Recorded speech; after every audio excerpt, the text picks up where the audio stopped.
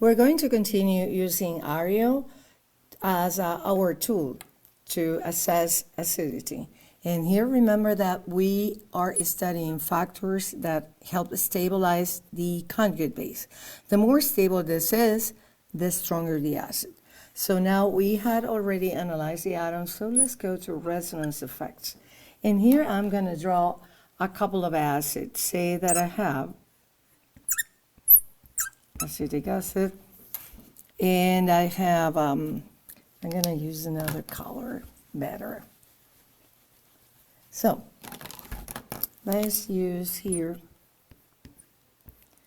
this is acetic acid, and I am going to compare that with ethanol.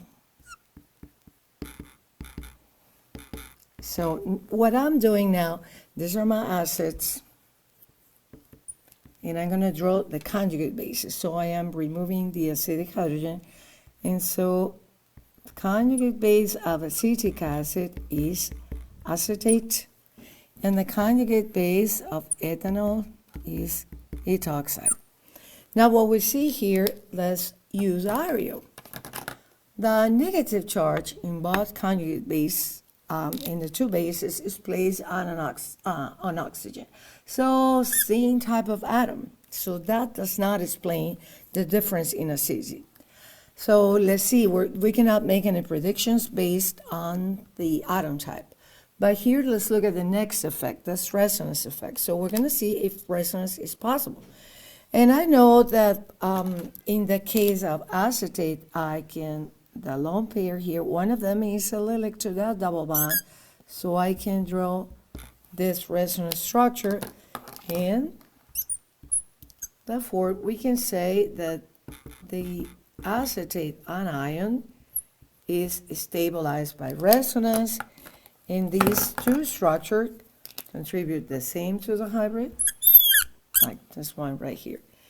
Now, in the case of ethoxide, these lone pairs are localized, and I cannot do any resonance because this is an sp3 carbon. So, and it already has the octet full, so I cannot move those electrons because they are localized. Now, this structure is less stable, or in other words, acetate is more stable because charge is now dispersed in these two oxygens. I can draw the structure of that resonance hybrid for acetate, and I will have partial negative here. And so we can see that the charge is dispersed. So my conclusion to that analysis using the resonance is that because of electron delocalization that we have here, electron delocalization, that this anion is more stable than ethoxide, and if it is more stable, then the acid is stronger. That is my prediction. And then if I go to my pKa chart, and see, I'm predicting this is stronger based on the stability of the conjugate base. So I look at my pKa chart. pKa of acetic acid is 4.7. pKa of ethanol is 16. So this is larger.